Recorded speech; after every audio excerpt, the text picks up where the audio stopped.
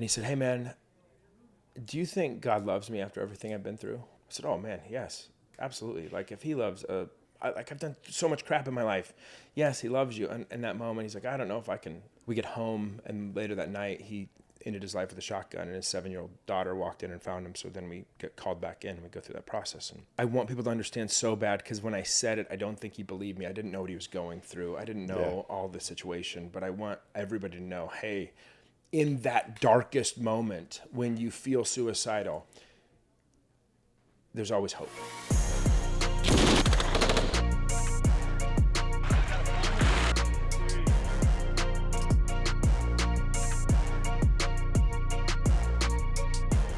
All right, we're back here at the Core Medical Military Appreciation Weekend, and we are just surrounded by amazing people and people doing big things.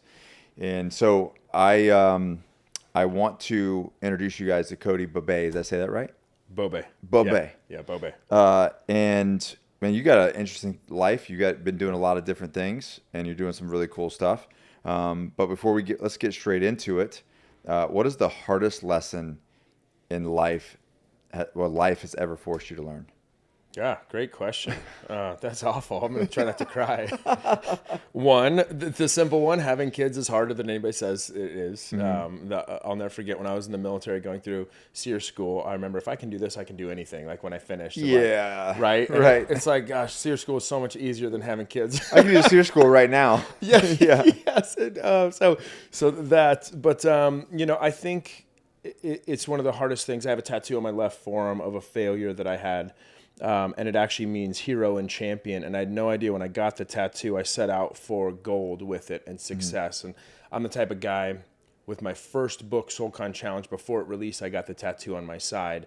All the statistics said it was going to fail. It was impossible to write a book to Christian men that was a fictional special forces camp for Christian men. Mm-hmm. Everybody was like, it's not going to work. So I was like, you know what? I'm going to get a tattoo on my side before I release it. That's how confident I was in the material.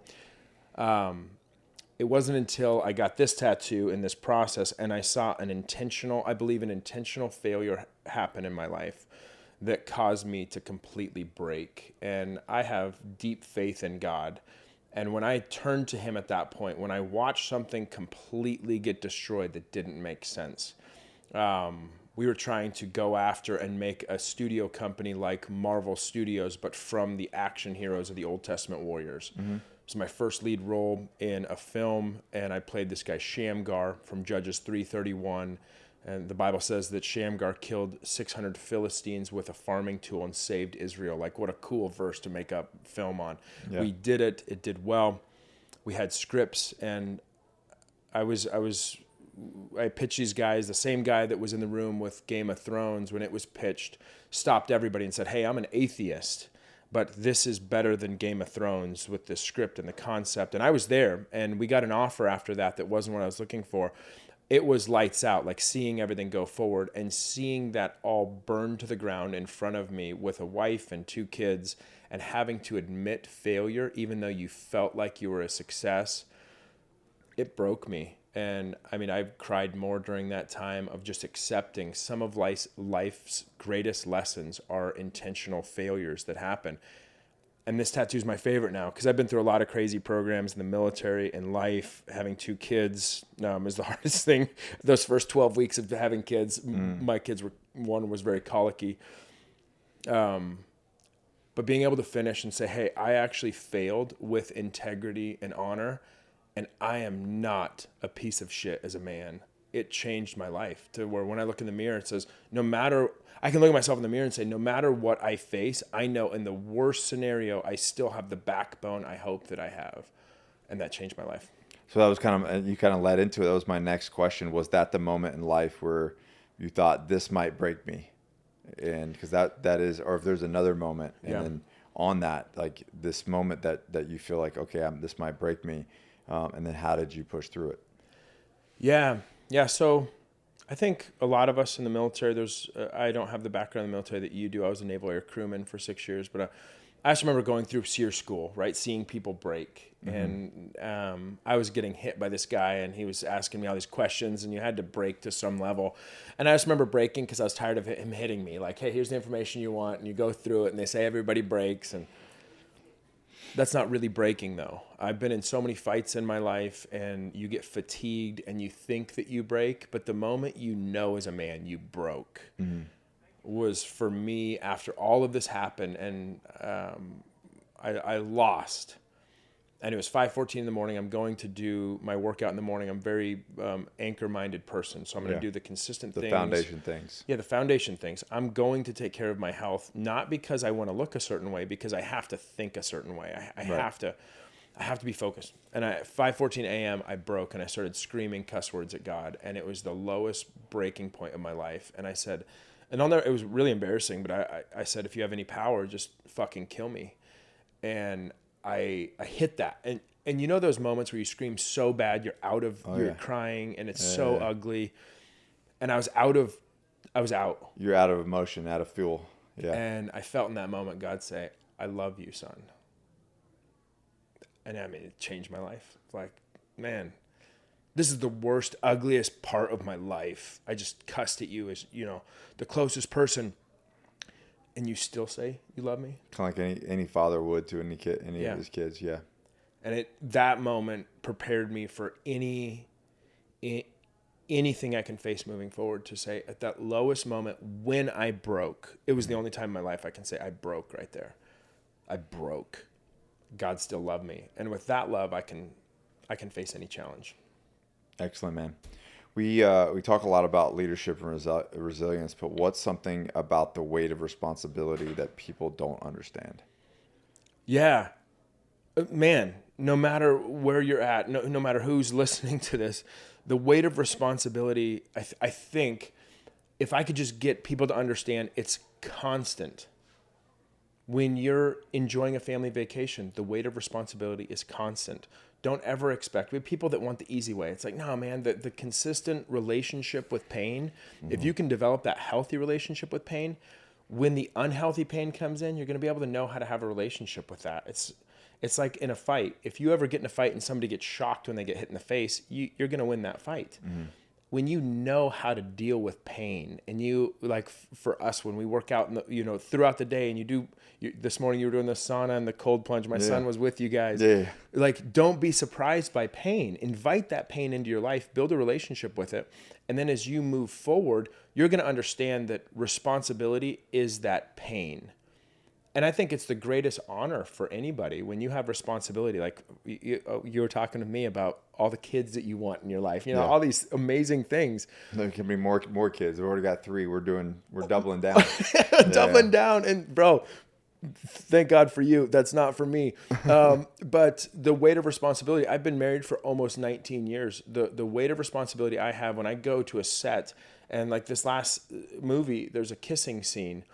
The weight of responsibility I have to make sure my wife is honored by me, even in those moments where I'm traveling and I'm tempted to look at pornography or dishonor my wife.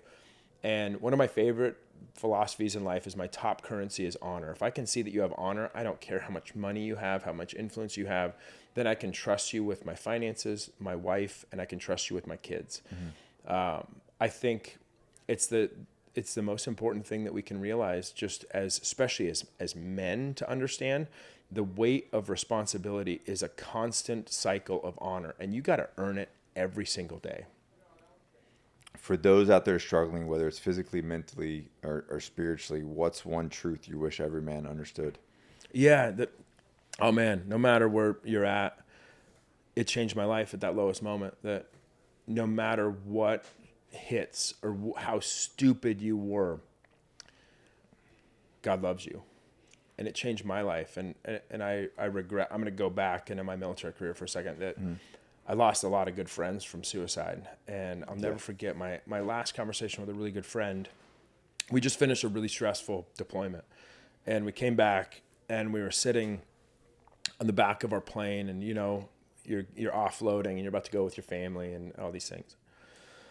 And he said, "Hey man, do you think God loves me after everything I've been through?" I said, "Oh man, yes." Absolutely. Like if he loves crap, I've done so much crap in my life. Yes, he loves you. And in that moment, he's like, I don't know if I can.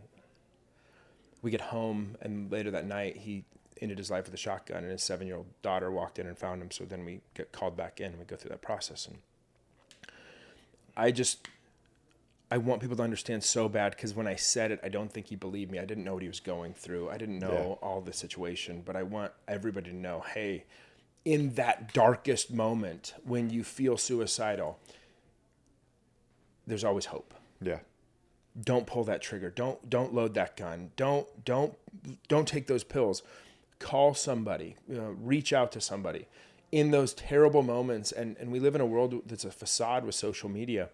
And I love social media because you can communicate such a great message, but you can also hide behind it. And people that you know and love, and you're like, man, he had it all together. Don't make a permanent decision off a temporary feeling. Yeah. That's it. Obviously, being here with Core, one of the biggest conversations happening, across men of, a decent sized age group, especially among veterans, is hormone health and longevity. Yeah. And we've all talked about, like, you can be disciplined as hell, you can have a workout regime, you can have your food on point. Yep. But if your body is working against you, you're fighting an uphill battle. So on that, like, what's your personal journey with optimizing your health? And have you ever dealt with feeling off but not knowing why? Yeah. So I was 32 and I was shredded. And it's unfair. I've been fit my whole life. Like, people are like, dude, I want abs like yours. I was like, I was born with them. Like, literally when I was 6, you saw my son. My son's super fit. Like, he eats Lucky Charms. Like, there's moments where he can't be like, I have such a healthy diet. He has about 60% healthy, 40% like a stoner. So, I mean, whatever.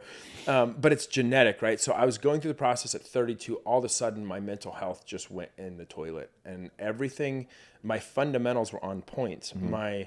I've written, at that point, I'd written 4 books. I know health and fitness. I know the process, my hydration, my thought life, my meditation, my visualization, sauna therapy, cold therapy. I understood it, and something wasn't working. And I went to 2 doctors, and they both wouldn't take me. And I have VA. And I got so frustrated with the process to say, I need you to check my blood because from my research, my testosterone's off. And like, no, you just want juice. Yeah. I'm like, bro, get out of here. No, I want to feel great because here's the research studies. Mm-hmm. And I remember it wasn't until I got with a company like Core Medical Group that my life completely changed with that, to say, hey, we're going to optimize you for your lifestyle. And your symptoms. And your symptoms. Yeah. And we're not going to say, hey, because Nick deals with this, we're going to give it to you. No. Right. Right? It's my life, my symptoms. Man, this is what I'm going through. Like, here's what I need to feel my best. And in the military, we know this, and hopefully any grown adult knows this, to work smarter, not harder. And we have so many guys going to the gym forgetting that. I'm going to take this next powder to get me to this level. Here's the deal, man. Powders are great. Like proteins and pre-workouts, those are all great. Those are supplements to supplement a body that is getting whole foods in, that is getting optimized hormones. And sure, 200 years ago, did we have to do this? No. But in our world today, with all of our technology, our sedentary lifestyle, what has happened, we have to be aware with what's going on inside of our body.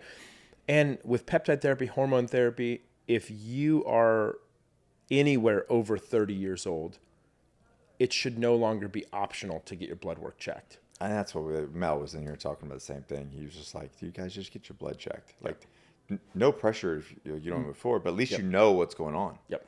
You know have that story. Yep. So like, there's no denying that there is a testosterone epidemic, testosterone decline in men in America, and there's a myriad of reasons, like you just laid out, that why that is. What do you think men need to hear that they're not hearing enough about that subject? Yeah. For sure, men need to hear, and we see this. I'm sure you see this on your social media. I try to respond when people do, because I try to get guys to understand empathy, because people slam me on social media of like, why do you need testosterone? Yeah. Look at you. Like, Yeah, right. And I try to respond to those with empathy of like, hey, I want you to understand. I served our country for 6 years on active duty. This is what I've been through. I was doing the fundamentals right, and I was dealing with depression that was borderline suicidal at times. So don't. I want everybody to understand it is not weakness. It was the same way. It made me suicidal. Though I had an event that I wrote in that book, and you know, TRT changed my life. Yeah, completely. Cool. Yeah. You know. And that's what it will do for people. We have a problem where guys need to hear you are not broken because you're dealing with low testosterone. It probably means you've lived a pretty cool life. You've done some things. You've done some things. Yeah. You've done some things. And I think the biggest mindset we just have to shift is how life-changing it is to be optimized hormonally. And what it can do for your life. What it can do for your life, what it can do for your family, just your relationships. If you think and feel your best, you're going to be the best for your loved ones. So how do you approach training, recovery, and performance now versus before? Like maybe in your 20s and you said you're in the Navy. Yeah. How's 39 now? 39, yep. So how does 39 training, recovery and performance look based off of then? Versus then? Yeah, I have to warm up before I work out. Like that's a big one, right? I think it's really cool. Like I love working out as I get older because I feel like I get higher results from fewer minutes in the gym and under tension. Your body's so much more responsive in a good and bad way. But I need to make sure with my career, my flexibility, my hydration is on point. You remember the military and they're like, you got to be hydrated. And, it's like, sure. Yeah, sure. I'll drink this, Let me drink this, rip it, and then get after it. Yeah. You go to deployed locations and it's rip-its everywhere. Oh, man, it's so funny. But hydration, it's the fundamentals it's when Vince Lombardi walked into the Green Bay Packers for the first time and he walked into the end zone. They're all sitting to hear from their new head coach, and he picks up a football and says, this is a football. And he said, what you do on that field when you block and you tackle the fundamentals. And he said, excellence is achieved by the mastery of the fundamentals. And true. I've learned if I want to be excellent on camera, which takes fight choreography. You're pouring your blood, sweat, and a lot of tears on that mat to prepare for excellence of fight choreography. Because on the day of filming, you've got to be absolutely excellent. So to get there, your body has to be flexible, strong. It has to be fast. And man, I love telling guys like, get on a treadmill and run. Like it's great. Like go outside and run and get some exercise. Take your shoes off and go for a mile walk and feel the process of enjoying being fit at any age. And I have this tattoo on my arm. It says, we can certainly conquer it. It's from the Bible, Numbers 13:30. Eventually, it's from Caleb when him and Joshua just saw the promised land the first time. But he goes to Joshua when he's 85 and he's like, hey, I'm ready for my inheritance. And Joshua's like, all right. And Caleb's like, I'm 85 and I'm stronger now than I've ever been. And he said, I want Hebron. And the Bible says it was the only land still filled with giants. And Caleb picked his last great battle for his inheritance. And I think for any guy out there, that's how we want to go out. We don't want to go out like a sissy into the sunset. Right. Pick a great battle when you're 85 and 90 and finish your life with excellence and honor. Mm-hmm. So that's my goal. So this event obviously is more than just, just getting people together. It's about connecting with like-minded individuals that have a driven mindset. So far, what has been your biggest takeaway from this event? Because this is your first one. Yeah, this is my first one. This is your first one. So what's been your biggest takeaway so far? Yeah, my favorite thing is connecting with the like-minded individuals. So when you get with people, just practically for me, to take my son, he's going to be 14 on March 10th. When I get him around people like you, and all of us old guys in the sauna together, he was hanging in there with us, man. Right? Yeah. I learned about 2 years ago when I was parenting that if I want my son to become great, like I believe the greatness he has inside of him, I have to surround him with greatness. And it was really humbling for me as a man to be like, it was through prayer I was having this conversation, just realization of, I'm not great enough for my son. He needs greatness around him. Mm-hmm. And most of us, I mean, all of us do, right? we need to be surrounded with greatness. Just like I can say that now easily with my son. I want him to be surrounded with greatness. Mm-hmm. I have to make pockets of time in my life where I'm not number one on the call sheet and everybody's looking to me to say, hey, he's got it, or he's the author, he's the speaker, you show up for a conference. No, but I have to be surrounded with greatness because I need that mental development of like-minded people that are committed to excellence. And yeah, this event's incredible. So when you look around here at the men that are here today, what gives you hope? Yeah, looking around at the men here today, the thing that gives me hope in all the conversations that I've had is there is possibility and opportunity after the struggle. And I think so many of us think because I struggled with X, Y, or Z, there's not hope or there's not opportunity. And no matter what your struggle is, maybe like you're some guys here with paralyzed children or handicapped children, or, you know, you've overcome cancer. We have a guy here that overcame lung cancer, lost a lung I was talking with him this morning. He was a first responder in 9/11. So we're just this morning, we're casual conversation. He's like, yeah, I'm as close to the second building in 9/11 as this house right here. And I'm sitting there thinking, this seems surreal. I was in 10th grade and I watched that and I wanted to go kill every bad guy in the world. I watched those towers fall. He was there. He worked on site 2 days, no sleep. And he was there for, I think, 12 days, he said. And they think his lung cancer came from that and they removed a lung. And he said to me, that struggle defined him. And he started to say, I can't because I went through this. And core medical was the thing that snapped him out of it to say, no, I can't. Now he's back in the gym. He's literally talking to me like we're sipping coffee and my son's out there fishing, saying, I'm not going to live by my struggle or my failure. And for him, it was just a struggle anymore. I'm going to be the best version of myself no matter what I've been through. That's inspiring, man. Yeah, wow. Jeez. Yeah. Makes me think that some of the problems I have are not that big of a problem. Right? For those who aren't here, what's the one piece of advice? And you've done this with your community, with your app. So interested to hear what you have to say. For those who aren't here, what's the one piece of advice that you give them to start building their own tribe of high caliber men? Yeah, never overlook the power of an invitation. I think that the power of a personal eyeball to eyeball invitation, I think we overlook it at times. We know from business, I have a graduate degree in business. If I ask you face to face, eye to eye, 50% of the time I'm going to get a yes from you because people don't like to tell people no. Yeah. And when you're face to face with somebody and you're like, man, I want you to come to this. Why? They can't text back 4 hours later. Sorry, I just saw this. I'm busy. Yeah. And when you invite somebody into purposeful community, you see their life changed because we're not intended to do life alone. I'm going to tell everybody life sucks when you're alone because you have nobody calling you on your bullshit you're walking through. It takes another purposeful community. It takes another man to look at you and say, hey, I need you to pull your head out of your ass. What are you doing? Right. What are you doing with this? Why are you treating your kids like this? Why are you neglecting your family?